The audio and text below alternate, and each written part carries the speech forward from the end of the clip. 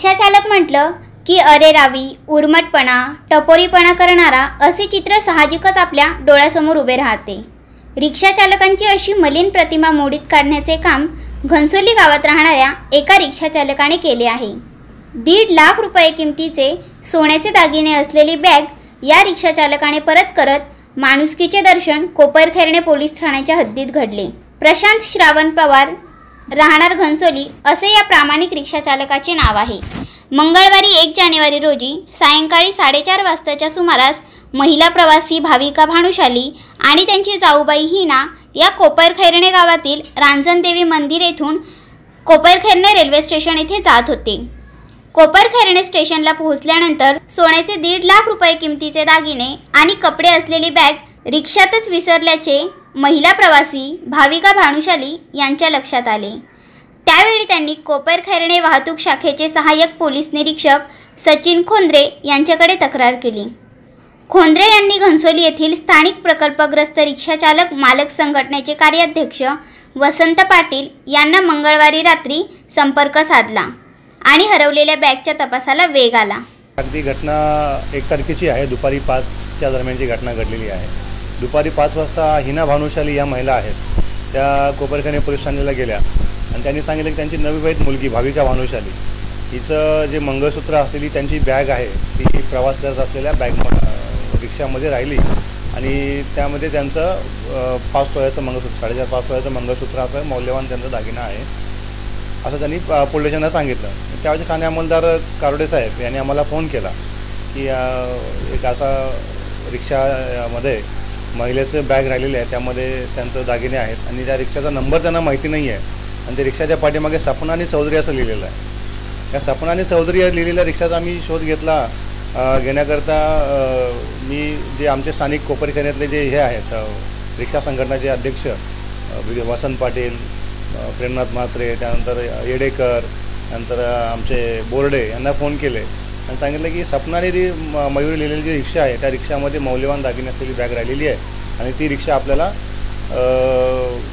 हवी आहे की त्या रिक्षामध्ये असलेले दागिने त्या महिलेला परत करण्याकरता त्या रिक्षाचा शोध घ्यावा। मग त्याप्रमाणे त्यांनी शोध घेतला आणि रात्री 12:15 वाजता आम्हाला वसंत पाटलांनी फोन करून सांगितलं की आम्हाला ती रिक्षा मिळालेली आहे आणि ती दागिन्यांची बॅग जी आहे ती देखील सुखरूप आहे। ती रिक्षा पाटलांची आहे आणि त्यांचे चालक ती रिक्षा चालवत होते आणि पाटील देखील इथल्या संघटनेचे अधिकारी आहेत, तेव्हा त्यांनी आमच्या चौकीला यायचा प्रयत्न केला होता पण रात्र झाल्यामुळे ते महिलेला मिळू शकलं नाही आणि मग 2 तारखेला म्हणजे आज सकाळी आम्ही त्या महिलेला पोलीस स्टेशनमार्फत ती बॅग आणि त्यांचा दागिना त्यांना परत केलेला आहे। ते आम्हाला खूपच चांगली गोष्ट आहे आणि रिक्षा चालकांचा प्रामाणिकपणा यातून दिसतो। आपण रिक्षा चालकांना नेहमी शिवाय देतो किंवा त्यांना वाईट दूषणं देतो, पण त्यांची अशा घटना निश्चितच चांगल्या घटना आहेत जेणेकरून समाजामध्ये रिक्षा चालकांच्या प्रती चांगल्या भावना जातील।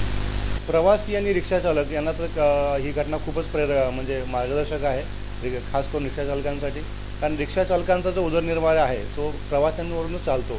जर अशा घटना वारंवार होत गेल्या तर प्रवाशांचा रिक्षा चालकांच्या बद्दल असलेला जो पूर्वग्रहितपणा तो निघून जाईल आणि एक चांगली सुरुवात समाजामध्ये होईल आणि त्याच्याकरता रिक्षा चालकांनी देखील असंच वर्तन ठेवावं असं मी रिक्षा चालकांना अपील करतो। इकडं रिक्षा चालकांचं इतकं महत्त्वाचं कार्य आहे की रिक्षा जवळच्या जवळ जायला पॅसेंजर्सना एका ठिकाणावरून दुसऱ्या ठिकाणी उपयुक्त असं वाहन आहे। रिक्षा चालकांनी स्वतः डिसिप्लिन राहिलं पाहिजे, युनिफॉर्म घातला पाहिजे, त्याचा बॅग त्याच्या खिशावर लावला पाहिजे। ज्या ठिकाणी रिक्षा पार्किंग होतात त्या ठिकाणी रिक्षावाल्यांनी व्यवस्थित पार्किंग केलं पाहिजे, पद्धतीनं पार्किंग असलं पाहिजे। त्याच्यानंतर पॅसेंजर्स ज्या वेळेला त्याच्या रिक्षामध्ये बसतात त्या रिक्षावाल्यांनी त्या पॅसेंजरला आपला देवच आहे, आपल्या गाडीत देव बसलेला आहे या पद्धतीवर त्याची काळजी घेतली पाहिजे।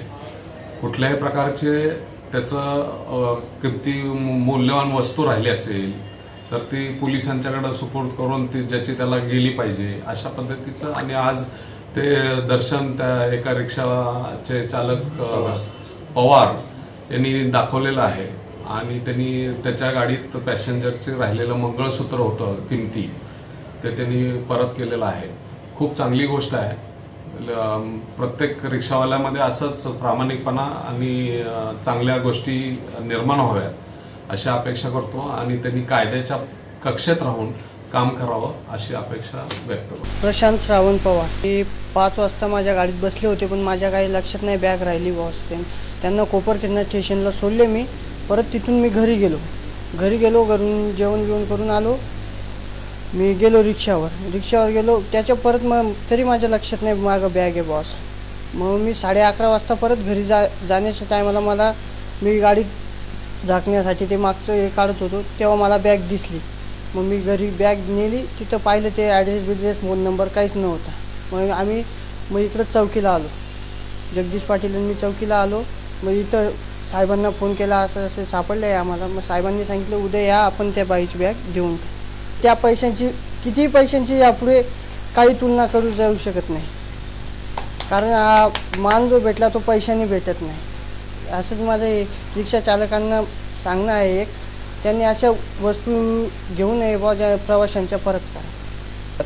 मी वसंत पाटील, कार्याध्यक्ष नवी मुंबई संयुक्त कृती रिक्षा संघटना नवी मुंबई, तसेच स्थानिक प्रकल्पस्थ रिक्षा चालक मालक संघटनाचा मी सल्लागार म्हणून आहे.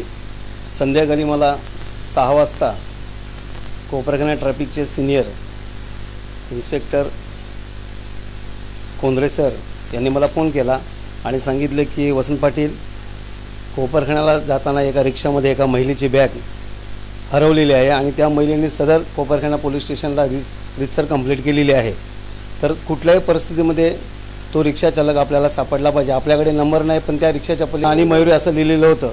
मग मी ताबडतोब माझ्या स्थानिक प्रकल्पस्थ रिक्षा चालक मालक संघटनेच्या ग्रुपवर तो तसा मेसेज टाकला आणि आमचे घनसोली स्टेशनचे अध्यक्ष प्रेमनाथ म्हात्रे यांना तसा एक निरोप दिला फोन करून की कुठल्याही परिस्थितीत तुम्ही धंदा थोडासा बाजूला ठेवा, परंतु ती मयुरी आणि सपना असं लिहिलेला जो रिक्षा आहे ती तुम्ही शोधण्याचा प्रयत्न करा. पण 2 तास त्यांनी शोधण्याचा प्रयत्न केला, पण तो रिक्षा काही सापडलेला नाही आहे. आमच्याकडे आमच्या ग्रुपमध्ये बबलू मडवी म्हणून एक चालक आहे, त्यांनी खानदेशी ग्रुपमध्ये तसा तो मेसेज टाकलेला होता. आणि रात्री 11:15 वाजता मला खानदेशी ग्रुपच्या अध्यक्ष जगदीश पाटील म्हणून आहेत, त्यांचा मला फोन आला, कारण त्यांच्या ग्रुपमध्ये तो मेसेज मला गेलेला होता. तर त्यांनी सांगितले की बाबा सदर ती बॅग मला सापडलेली आहे दादा.